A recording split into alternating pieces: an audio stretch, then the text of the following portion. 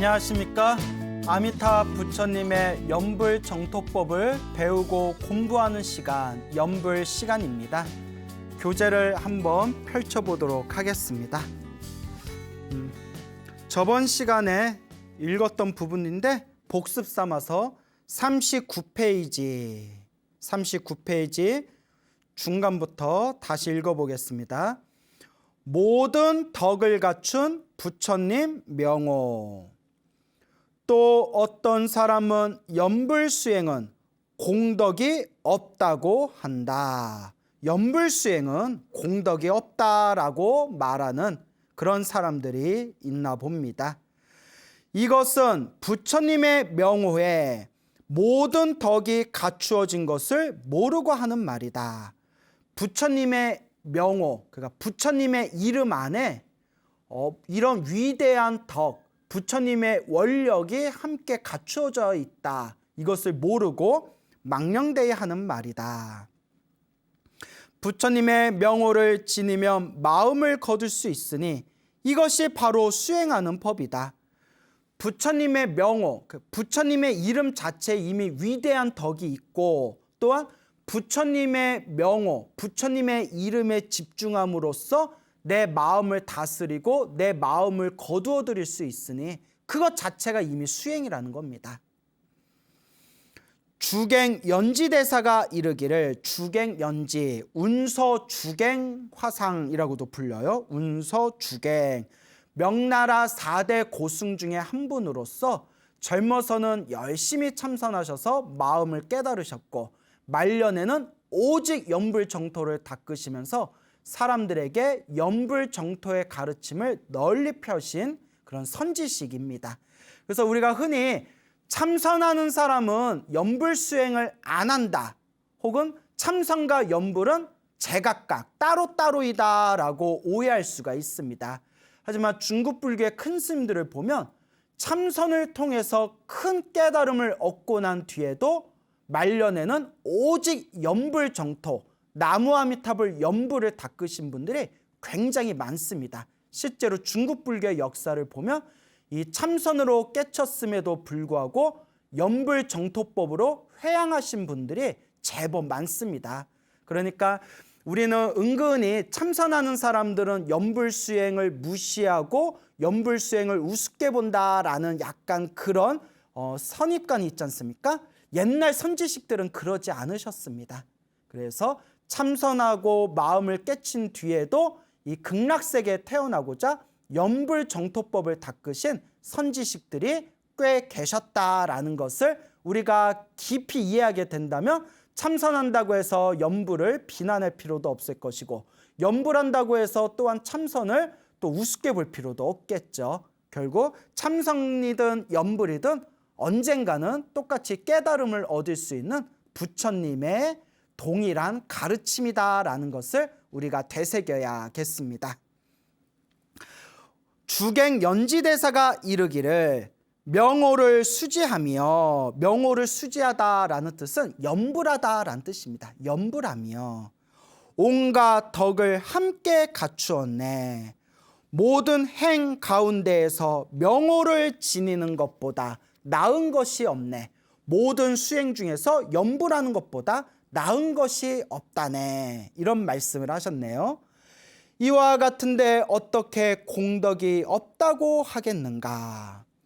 능엄경에 따르면 옛날에 석가모니 부처님께서 세상에 계실 때 출라판타카가 발심하여 출가했다.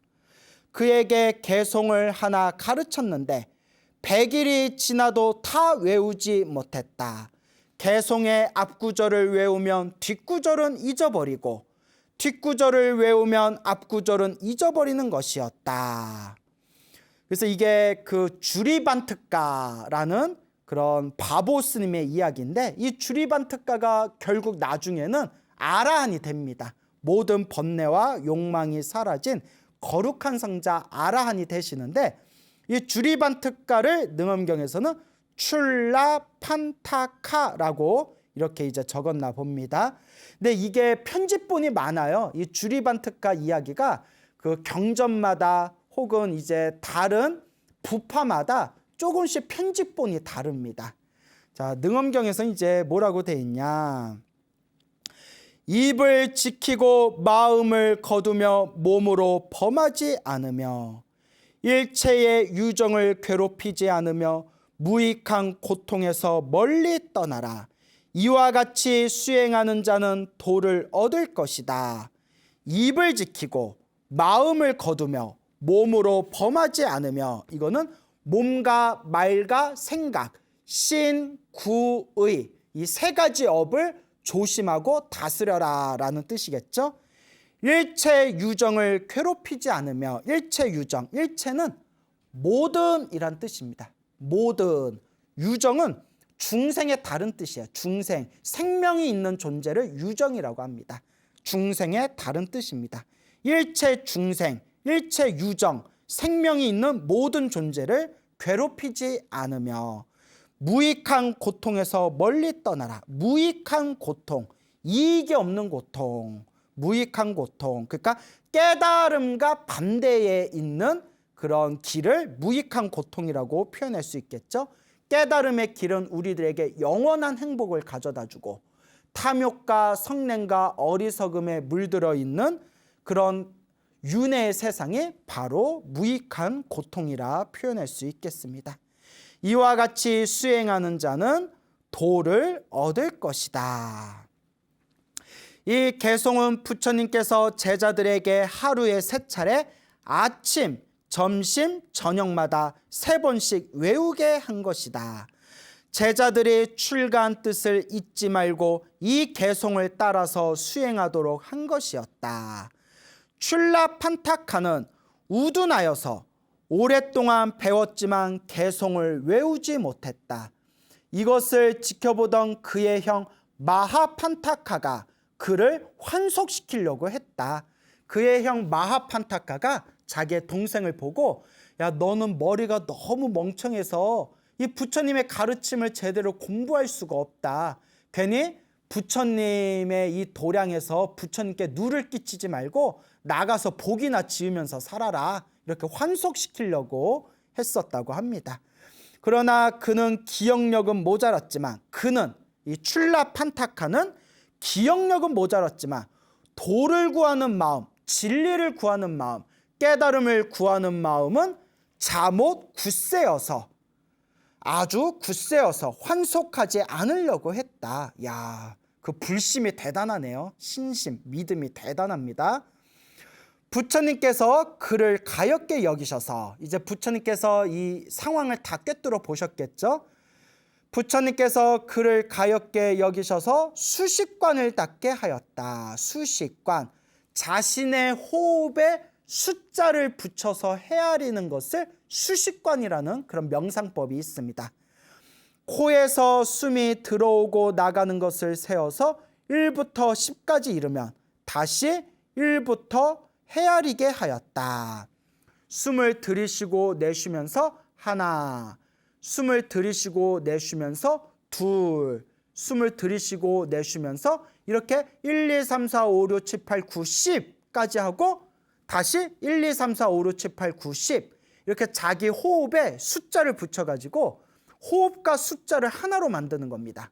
이게 바로 생각으로 생각을 다스리는 거예요. 온갖 망상과 온갖 잡념이 일어나니까 호흡에 집중하면서 오로지 그 숫자를 붙임으로 호흡과 숫자를 헤아리며 다른 망상과 잡념을 다스리고 제거하는 그런 수행이 되겠습니다. 그래서 수식관, 모든 불교 명상의 기초가 바로 이 수식관입니다. 그래서 저도 명상을 배우고 싶어하는 분들에게 이 수식관을 가장 많이 가르쳐 주거든요. 그래서 망상이 많은 사람, 집중력이 떨어지는 사람일수록 1부터 10까지 술을 들이쉬고 내쉬면서 하나, 숨을 들이쉬고 내쉬면서 둘 하다가 중간에 막 망상에 빠져버리면 내가 5까지 했나? 내가 6까지 했나? 이렇게 헷갈립니다. 그 중간에 마음을 놓쳐버린 거예요. 그러면 다시 1에서 하나에서 다시 시작해야 됩니다. 또 계속 이렇게 망상에 떨어져 있으면 하나에서 10까지 오고 하나에서 10까지 와야 되는데 나중에 딱 정신 차려봤더니 12, 13 이렇게 해버리는 거예요. 또 10을 넘어가 버립니다. 그래서 오로지 숫자를 헤아리면서 하나, 둘, 셋, 중간에 숫자를 헷갈리지 않고 10, 10까지 온 뒤에 다시 하나부터 10, 하나부터 10 이런 식으로 호흡과 숫자에 집중하다 보면 마음이 고요하고 편안해지면서 그런 깊은 산매에 들어가게 된다고 합니다. 그리고 나중에 더 깊은 산매에 들어가게 되면 숫자를 놓아버리게 됩니다. 더 이상 숫자에 집중하지 않고 숫자를 놓아버린 뒤에 그냥 들이쉬고 내쉬고 들이쉬고 내쉬는 그 호흡에만 있는 그대로 알아차림하게 됩니다. 일종의 불교 명상법입니다. 저도 이 수식관 수행을 좋아해서 한때 굉장히 열심히 했었거든요. 들이쉬는 숨을 헤아려 세면 내쉬는 숨은 새지 않고 내쉬는 숨을 헤아려 세면 들이쉬는 숨은 새지 않는다. 들이쉬는 숨과 내쉬는 숨을 함께 세지는 않는다 라고 되어 있는데 이것도 책마다 달라요. 가르쳐 주시는 스님마다 또 그 책마다 조금씩 내용이 다릅니다. 그냥 그 정도만 알아두시면 되겠고요. 출라 판타카는 이 가르침을 따라 안거에 들어 수행하였다. 숨이 들고 나는 모습을 미세하게 관하여 숨이 들어가고 나가는 그 모습을 아주 있는 그대로 알아차리고 관찰해서 생주이멸하며 변하는 것을 보았다. 생주이멸, 생기고 주, 머무르고 이는 점점 흩어지고 멸은 사라지게 됩니다.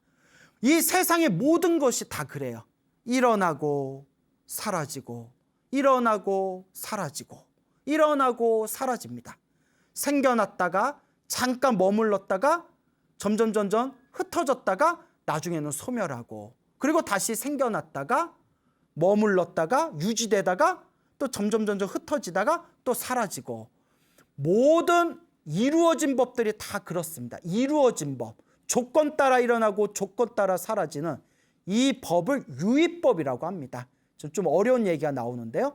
조건 따라 일어나고 조건 따라 사라지는 영원하지 않는 법을 유의법이라고 합니다. 모든 유의법은 영원한 것이 없다.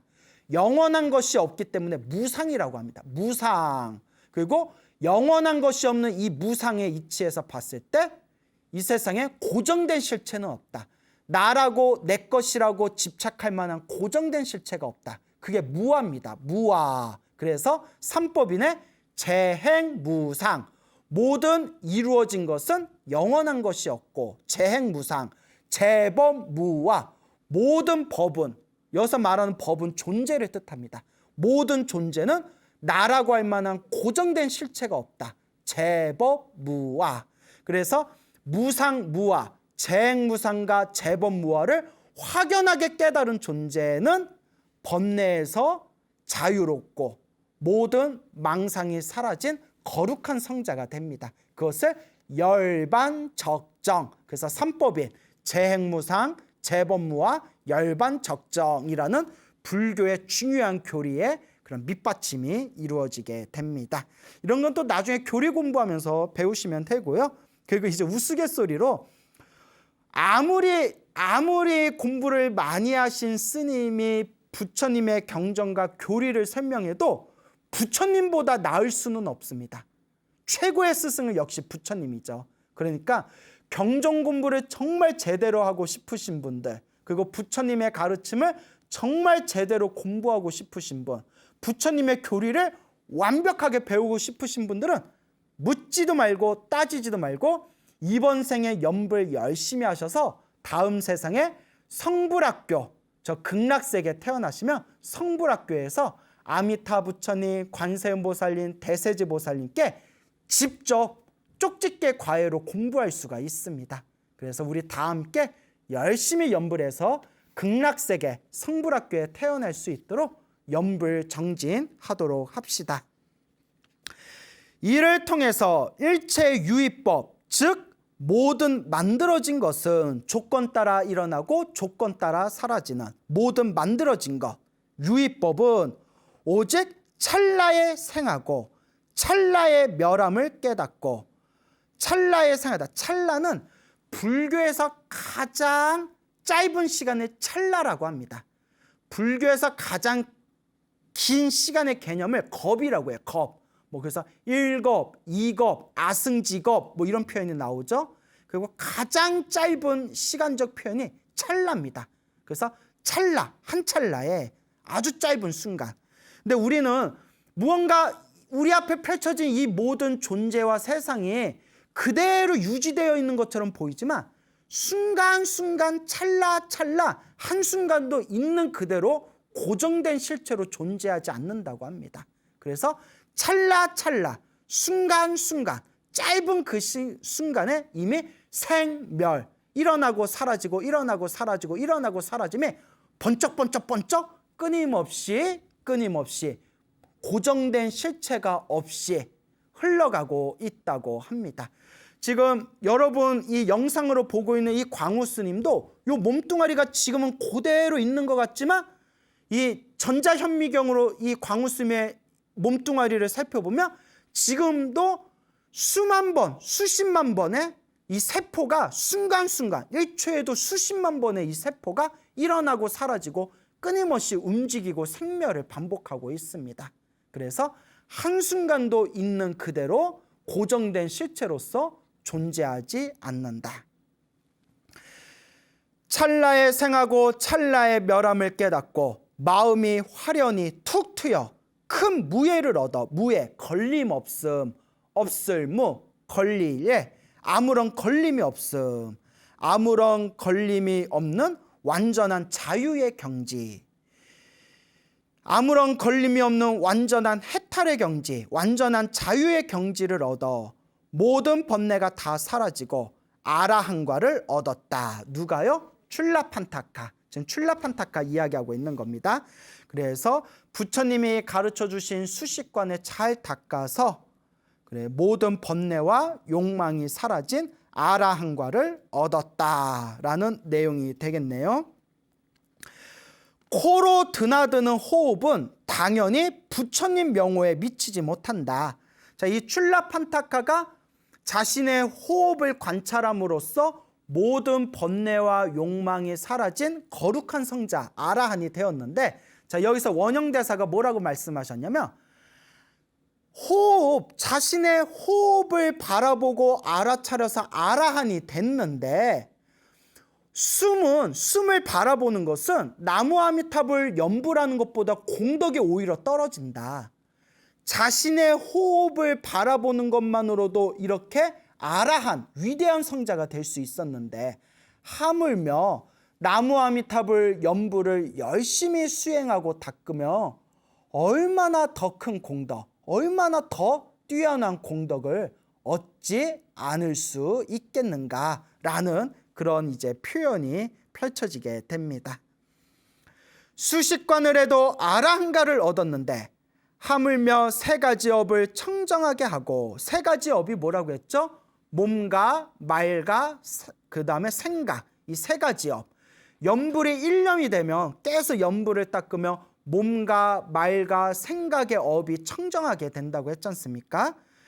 몸과 말과 생각 세 가지 업을 청정하게 하고 육도 윤회에서 벗어나게 하는 연불이 어떻게 바른 수행법이 아니라고 할 수 있겠는가? 자, 앞에서 어떤 사람이 연불은 아무런 공덕이 없다라고 이야기했더니 이 원영 스님께서 쫄라판타카 이야기를 막 펼쳐내면서 자신의 호흡을 바라봐도 아라한이 될 수 있는데 호흡보다 더 위대한 공덕을 갖춘 나무아미탑을 연불을 했는데 어찌하여 이 나무아미탑을 연불이 올바른 바른 수행법이 아니라 말할 수 있겠느냐라고 따끔하게 꼬집는 그런 내용이 되겠습니다. 자, 그래서 그 다음 페이지로 넘어가서요. 연불은 가장 온당한 수행법이다. 연불은 가장 훌륭한 수행법이다라는 것을 이제 주제로 삼아 펼치는 장이 되겠습니다. 석가모니 부처님께서 45년 동안 법을 설하셨는데 중생의 근기에 따라 설법하시어 여러 가지 수행문을 세우셨다. 부처님께서 45년 동안 법을 설하셨습니다. 근데 법을 설하실 때 중생마다 수준이 다 다르기 때문에 그 중생들의 수준에 맞춰서, 그것을 중생의 근기에 맞춰서, 그 하나하나의 중생들의 그 수준과 근기에 맞춰 여러 가지 법을 설하셨다고 합니다. 그래서 부처님은 84,000법문을 설하셨다고 합니다. 왜냐하면 중생들의 번뇌가 84,000가지이기 때문에 부처님께서는 중생들의 84,000가지 번뇌를 하나하나 맞춰서 84,000법문을 설하시고 84,000가지 수행법을 가르쳐 주셔서 우리 중생들의 84,000번뇌를 소멸케 하셨다. 84,000번뇌를 완전히 그 번뇌망상에서 해탈케 하셨다라는 내용을 우리가 경전 공부를 하다 보면 배우게 됩니다. 그래서 중생들의 근기에 따라 설법하시면서 여러 가지 수행법, 여러 가지 수행문을 세우셨다. 모두 다 모으면 84,000가지 법문이 있는데 그 84,000가지의 문 하나하나마다 모두 도에 들어갈 수 있다. 그래서 부처님께서는 중생들 근기에 맞춰서 참선법도 설하셨고, 그리고 연불법도 설하셨고, 그리고 또 주문을 외우는, 다라니를 외우는 그런 밀교의 가르침도 설하셨고, 또 사마타 윗바사나와 같은 그런 이제 마음을 다스리고 번뇌에서 소멸하는 법도 설하셨고, 수많은 그런 수행의 방법을 중생들에게 설법하셨습니다. 한 명의 중생이라도 더 제도하기 위해서 중생의 근기와 그릇을 꿰뚫어 보시고 그 중생들의 수준에 맞는 법을 펼치셨다. 그런데 그와 같이 수많은 법을 펼치셨지만 그 수많은 법, 그 수많은 수행의 문 하나하나마다 결국은 다 도에 들어갈 수 있는 그런 부처님께서 그런 소중한 가르침을 남기셨다. 이렇게 이해하시면 될 것 같습니다. 비유하면 모든 길이 서울로 통하는 것과 같다. 남쪽으로 들어가는 문도 있을 것이고 북쪽으로 들어가는 문도 있을 것이고 동쪽이나 서쪽으로 들어가는 문도 있겠지만 어느 쪽 문으로 어느 쪽 길로 가든지 결국은 올바르게만 가면, 부처님이 가르쳐 주신 대로 올바르게만 가면 어느 문, 어느 쪽 길로 가든 결국에는 목적지 서울에 딱 도달하게 될 것이다. 능엄경에서 이르기를 근원으로 돌아가는 성품은 두 갈래 길이 없으나 방편 따라 가는 길에는 여러 문이 있다라고 한 것과 같다. 근원으로 돌아가는 성품, 이 본래 성품은 두 갈래가 없고 본래 성품은 오직 이 하나지만 이 오직 하나인 본래 성품, 근원이 되는 본래 성품에 들어오는 길은 여러 가지 그런 방편법이 있다. 그래서 어떤 방편법을 닦아도 결국은 오직 하나인 본래 성품으로 결국은 돌아오게 될 것이다. 이제 이런 내용이 되겠죠. 그러나 여러 문 가운데서 가장 닦기 쉽고 적당한 것을 찾아보면 연불 수행만한 것이 없다. 원래 그래요, 여러분. 참선하신 큰 스님은 참선이 최고라고 그러고, 연불로서 힘을 얻으신 큰 스님은 연불이 최고라고 하고, 또 법화경 사경에서 힘을 얻으신 분은 법화경이 최고라고 하고, 금강경을 해서 힘을 얻으신 분은 금강경이 최고라고 하고, 밀교 수행을 해서 힘을 얻으신 분들은 밀교가 최고라고 합니다. 다 자기가 얻은 바에 따라서 최고라고 하죠. 그런데 원영대사께서는 젊었을 적에는 참선을 해서 마음에 깨달은 바가 있어 임재종의 종지를 이으셨고, 또한 마음을 돌이켜 말년에는 오직 연불정토를 닦으셔서 세상에 이 연불정토법을 널리 펼치신 분입니다. 그래서 원영 스님께서 경전 공부를 하시고 참선 수행도 하시고 연불 수행도 하시고 수많은 수행법을 닦아봤더니 당신이 생각하기에는 가장 쉽고 적당한 수행법이 무엇인 것 같더라? 연불 수행이 가장 쉽고 가장 수행법인 것 같더라. 그러니까 이 책을 쓰셨겠죠. 그래서 저도 제 개인적으로 이 말법 시대에 가장 좋은 수행이 이 연불정토라고 생각합니다. 그래서 저는 연불정토가 가장 좋다고 생각해서 여러분들에게 연불정토의 가르침을 제가 추천은 드리지만 그렇지만 내 것만이 옳다라고 집착하지는 않습니다.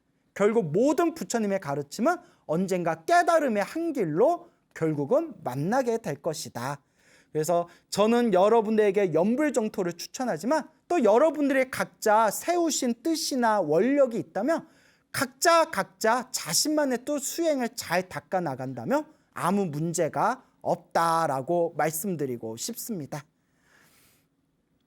단지 6글자 나무 아미타불을 염하기만 하면 된다. 세상에 이것보다 쉬운 게 어디 있어요? 그냥 나무 아미타불 6글자만 간절하게 연불하면 된답니다. 그리고 어떤 선지식께서는 나무 아미타불 6글자가 길다고 느끼면 4글자만 읽어도 된답니다. 4글자가 뭘까요? 아미타불 4글자만 연불해도 극락에 왕생할 수가 있다라고 말씀하시고 계십니다.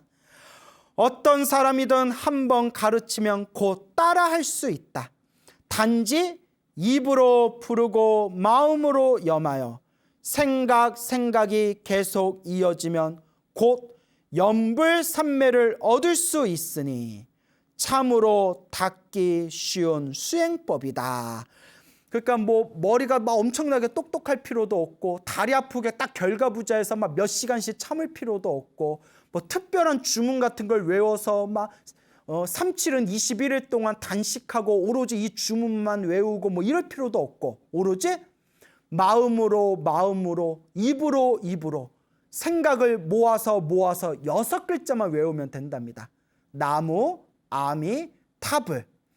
그래서 정토종이 비방을 많이 받고 비판을 많이 받았어요. 왜냐? 너무 쉬워. 너무 쉬우니까 사람들이 믿지를 못하는 거예요. 이미 수백 년 전에 이 연불 정토의 가르침을 설법하신 선지식들께서 항상 똑같은 말씀을 하셨습니다. 너무 쉬우니까 사람들이 믿지를 못한다. 안 믿는 분들 봐도 저는 이해가 됩니다. 왜 이해가 되냐? 저도 20대 때는 연불 정토법을 안 믿었어요. 에이, 그런 게 어딨어. 저는 아예 아미타경은 쳐다보지도 않았어요. 아미타경, 지장경 이런 경전은 쳐다보지도 않았습니다.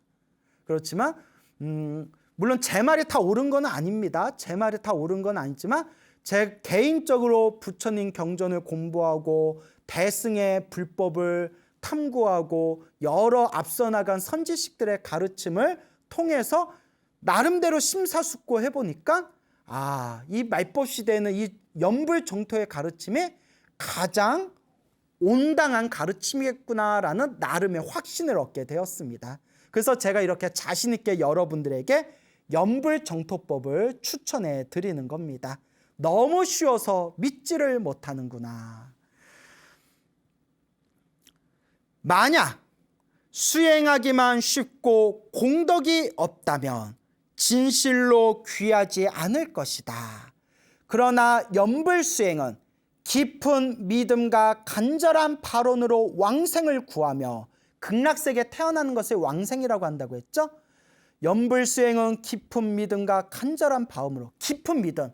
저는 아미타 부처님의 그 원력을 믿습니다. 아미타 부처님의 극락세계를 믿습니다. 나무 아미타불을 연불하면 반드시 극락세계에 태어날 수 있다는 것을 믿습니다라는 그런 간절한 믿음과 그리고 깊은 믿음을 통해서 정성스럽고 간절하게 발언하되 제가 나무 아미타불 연불한 이 공덕으로 지옥 아기 축생 아슈라에도 떨어지지 말고 천상세계 인간 세상에도 태어나지 말고 오직 제 목숨이 닿을 때 오직 아미타 극락세계 정토에 왕생하여 지이다. 오직 이와 같은 간절한 발언의 힘으로 왕생을 구하며 진실하게 연불하면 어려운 참구나 관상을 하지 않아도 왕생하게 된다. 어려운 참구. 참구는 참선하는 걸 참구라고 해요. 이렇게 화두를 참구하다라는 표현이 있거든요. 이 목고 이렇게 이걸 참구라고 해요. 그리고 개도 불성이 있습니까? 없다. 어째서 없다 했을까? 왜 없다 했을까? 이렇게 화두를 이렇게 화두를 이렇게 일으키는 것을 참구라고 표현합니다. 그래서 참선법을 뜻하고요. 관상은 밀교수행을 뜻합니다. 밀교수행. 밀교수행은 입으로는 주문을 외우고 손으로는 수인, 특별한 손가락 모양을 하고 생각으로는 그 불보살님의 모습을 생생하게 이미지 트레이닝 해야 됩니다. 밀교에서 가장 중요한 수행법의 핵심 중에 하나가 그 불보살님이나 자기가 모시는 스승님의 모습을 완벽하게 이미지 트레이닝하는 이 방법이 굉장히 중요하거든요. 이 이미지 트레이닝 하는 것을 관상이라고 부릅니다. 관상. 그래서 참선법의 참구나 밀교 수행의 관상을 하지 않아도 나무아미타불 6글자만 간절하게 정성스럽게 염불하고 간절하고 정성스럽게 극락세계에 태어나기를 발언한다면 반드시 왕생하게 된다. 그러니 세상에 이것보다 더 쉬운 길이 어딨냐. 이제 이런 내용이 되겠습니다. 그러나 다른 수행법에 의지하게 되면 다만 자신의 힘에만 의지하는 것이다. 자신의 힘이 부족하면 길을 잘못 들 수도 있고 도중에 마장이 생길 수도 있고 수행을 성취하지 못할 수도 있다라고 되어 있습니다. 그래서 부처님의 경전을 보면 업장이 두꺼운 중생, 숙세에 성근이 없고 과거 전생에서부터 착한 뿌리, 성근이 없고 업보가 두꺼운 중생들은 자신의 힘만 믿고 수행하면 큰 마장에 빠질 위험이 크다라는 그런 내용들이 경전을 보다 보면 나옵니다. 그렇기 때문에 자신의 부족한 힘으로 자신의 힘만 믿고 먼 길을 떠날 때 지쳐서 쓰러질 수도 있고 길을 잘못 들 수도 있다. 그러니 좋은 스승, 훌륭한 스승, 좋은 분의 도움을 받아라. 그분이 누구일까요? 부처님의 가피에 의지해라. 그런 뜻이 되겠죠. 그래서 도중에 마장이 생길 수도 있고 수행을 성취하지 못할 수도 있다. 만약 세상의 인연이 닿아 떠났을 때 내 생의 수행을 계속하지 않으면 전생에 닦은 공덕이 없어지는 것이니 참으로 위태로운 일이다. 자력과 타력을 모두 갖춘 염불. 자력은 자신의 힘을 뜻합니다. 자력, 자기의 힘. 타력은 남타자, 남의 힘을 뜻합니다. 여기서 말하는 남의 힘은 불보살님의 위력을 뜻합니다. 불보살님의 힘, 불보살님의 은혜, 불보살님의 가피. 그러니까 자기의 힘과 불보살님의 가피, 불보살님의 힘까지 모두 갖춘 게 바로 염불이다라는 그런 내용이 되겠습니다. 오직 염불 수행만이 자력과 타력의 두 가지 힘을 모두 갖추었다. 자, 왜냐하면 자력은, 자기의 힘은 곧 온 마음을 다하여 염불하는 마음의 힘이고, 우리가 염불할 때 염불이 저절로 되는 게 아니지 않습니까? 입으로 내 마음으로 간절하고 정성스럽게 나무아미타불, 나무아미타불, 나무아미타불 하고 온 힘을 다해 염불하지 않습니까? 그러니까 이게 자력이랍니다. 이게 바로 자력이라는 거예요. 오만 망상과 오만 잡된 생각에 일어나는 그 속에서도 나무아미타불 하고 힘을 다해서 염불하는 게 바로 자력, 자기의 힘이고, 타력은 아미타 부처님께서 인행하실 때 세운 48가지의 큰 원력이다. 아미타 부처님께서 인행하실 때, 인행은 성불할 때까지 수행하는 과정이 인행이에요. 그러니까 아직 성불은 못했고 성불로 가고 있는 과정이 인행입니다. 그리고 성불을 딱 하면, 결과적으로 성불을 딱 했을 때 그걸 과지라고 부릅니다. 과지, 결과할 때 과지라고 합니다. 인행은 성불하는 그 중간 과정, 과지는 딱 성불을 한 결과. 그래서 아미타 부처님께서 법장이라는 비구 스님으로 계셨을 때, 그때 210억 개의 불국토를 보시고 210억 개의 불국토 중에서 가장 좋은 장점만을 뽑아서 내가 모든 중생들을 제도할 수 있는 최고의 불국토를 만들겠다라고 서원을 세우면서 48가지의 큰 원력을 일으키십니다. 그걸 아미타 부처님 48대원이라고 합니다. 무량수경에 자세히 나옵니다. 48대원 또 일일이 설명하면 한도 끝도 없는데, 자, 그 무량수경에 보면 48대원에 대해서 자세히 나옵니다.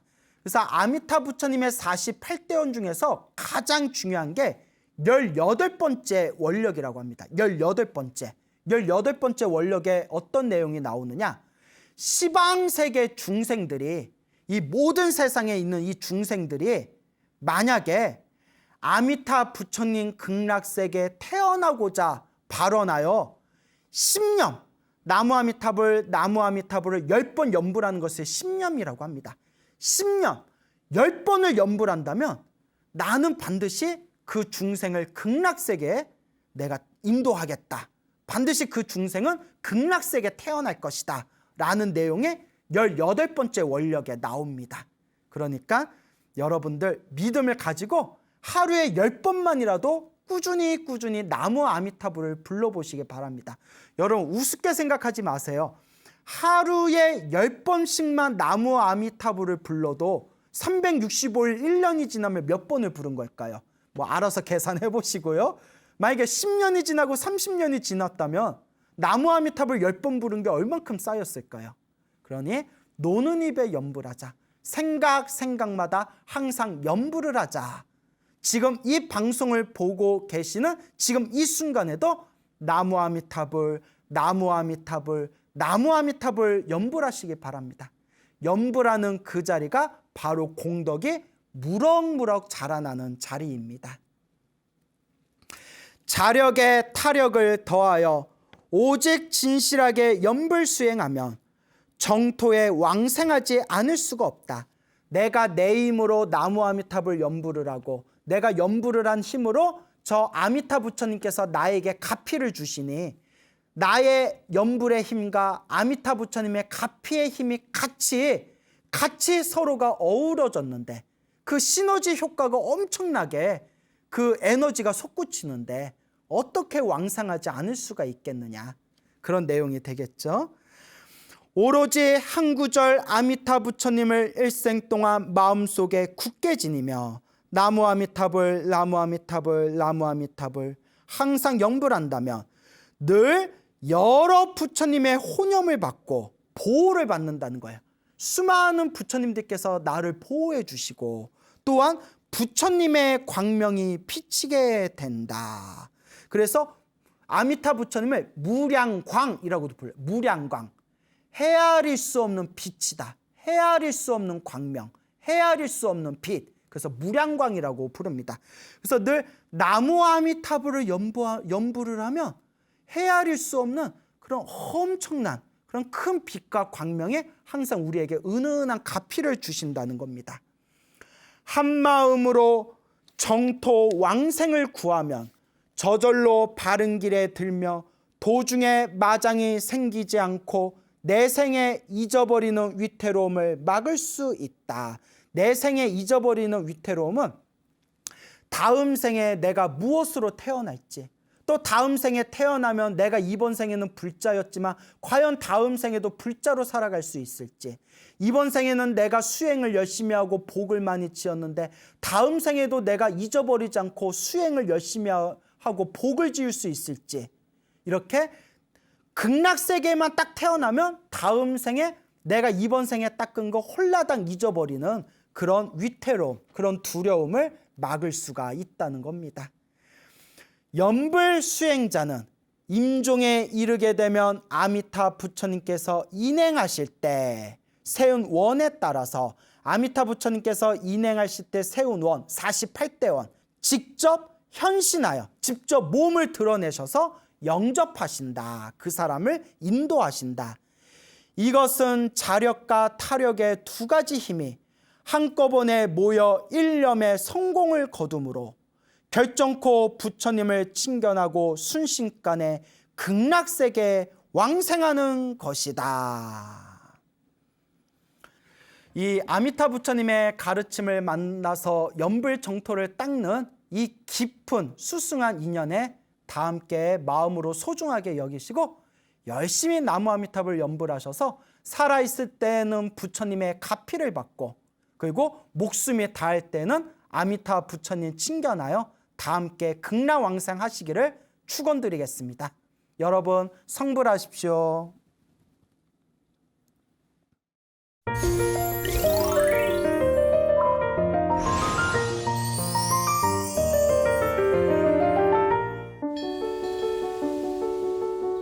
사찰로 들어서면 마음이 포근해집니다. 힘들었던 기억은 내려놓고 나를 찾는 시간을 가져봅니다. 나를 위한 행복 여행 템플스테이로 당신을 초대합니다.